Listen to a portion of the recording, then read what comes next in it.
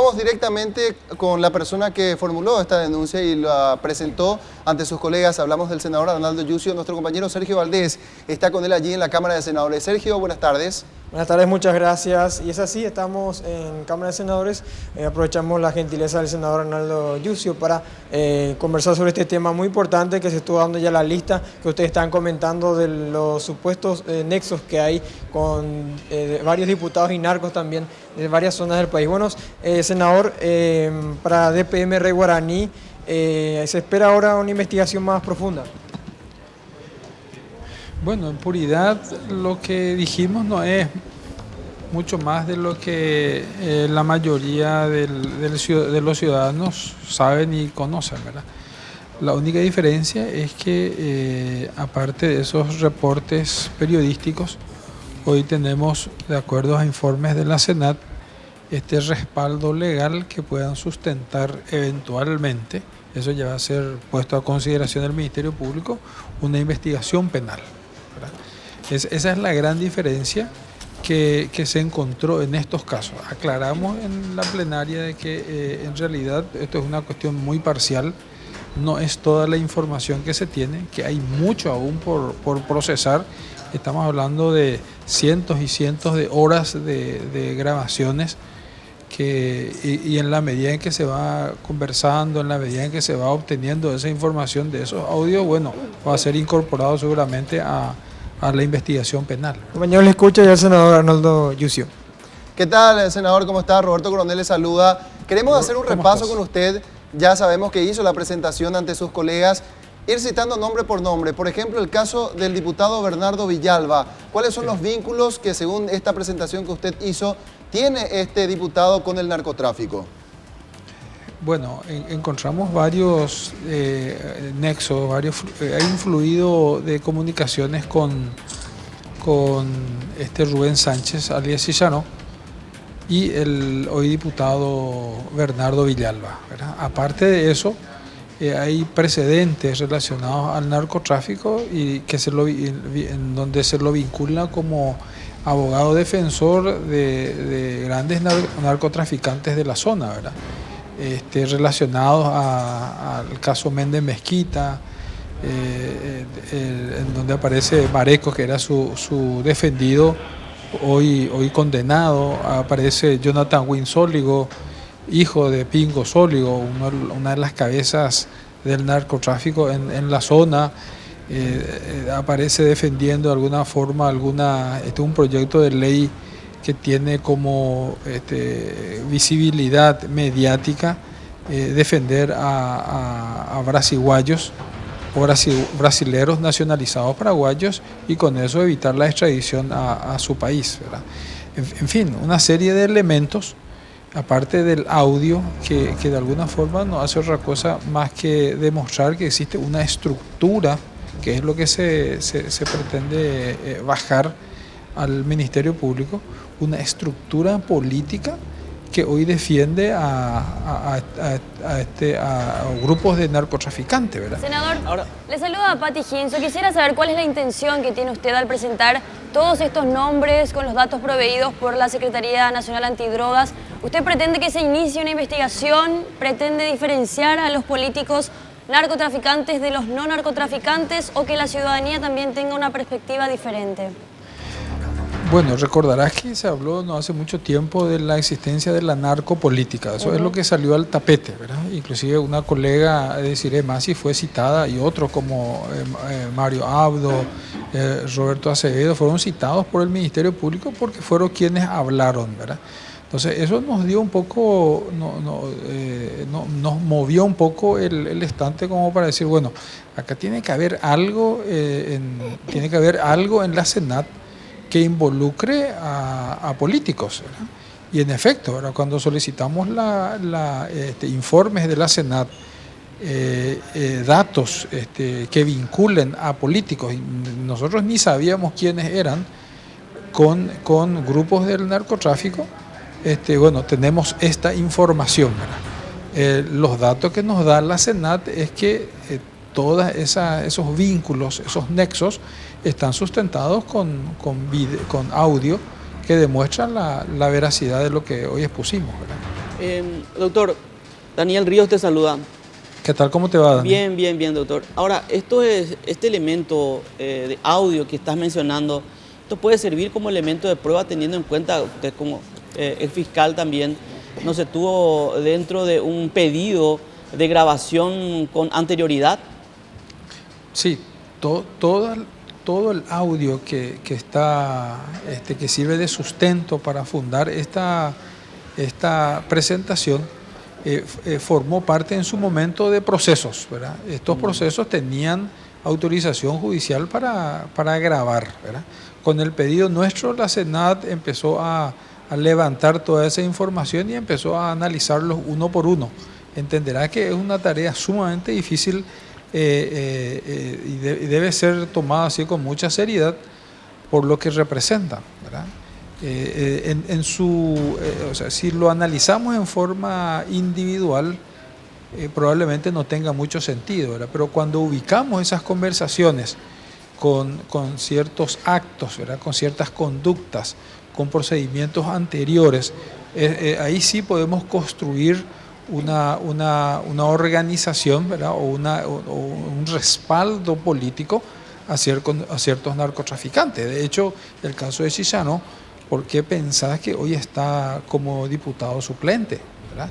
El diputado suplente no es asignado a una persona a quien no comparte sus ideales, sino a quien de alguna forma responde a cierto favoritismo. Y este favoritismo puede ser por amistad o puede ser por haber recibido algunos favores políticos o económicos. Allí hay dos cuestiones. Usted decía vínculos de amistad. Hace poco reconocían públicamente tanto el diputado Freddy de Clesis como Marcial Lescano este vínculo de amistad, decían ellos, y también de ideales políticos con Carlos Sánchez alias Chissano.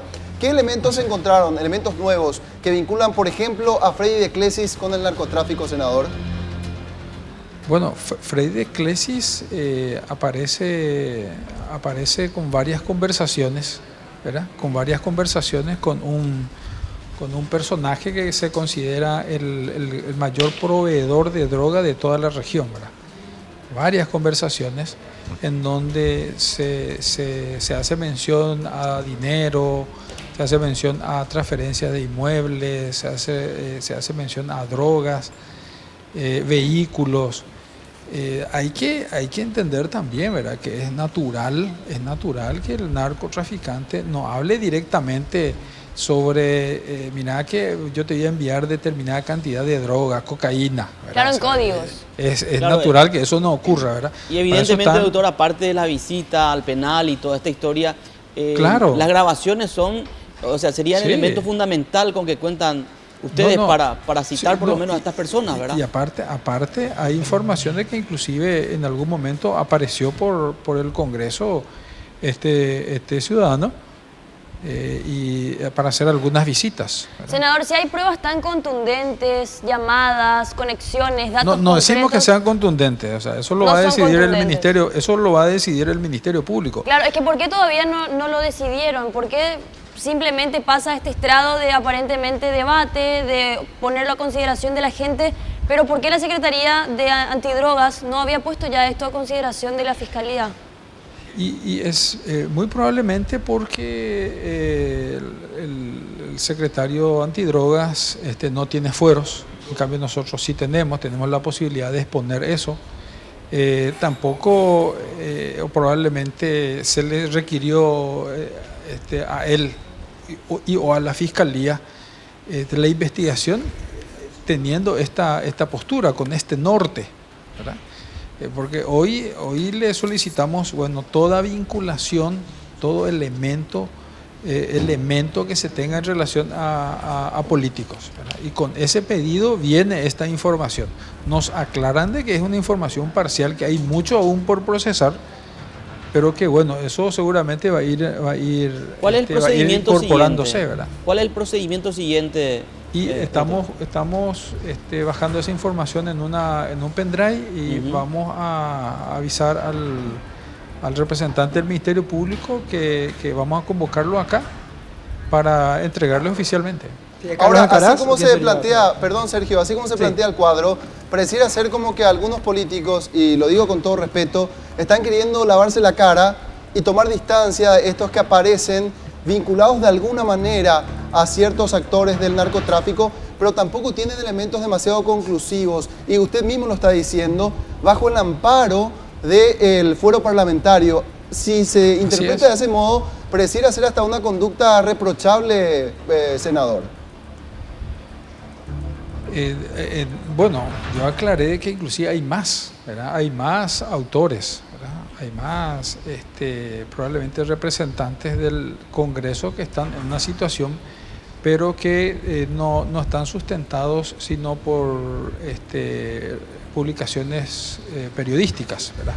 Estas que presentamos hoy tienen el sustento de audio y muchos otros elementos que acompañan a la presentación, ¿verdad? ¿Por qué le digo eso, senador? Porque sí, hablando con gente de la Fiscalía, hacen exactamente el mismo reproche. Dicen, sí, esto puede quedar en el anecdotario político como un simple gesto de querer diferenciar quiénes son los buenos de los malos, pero no tienen elementos de convicción que puedan sostener una carpeta fiscal o eventualmente una acusación y posteriormente una sanción en el foro penal. Entonces queda como una cortina de humo o sencillamente como una burbuja.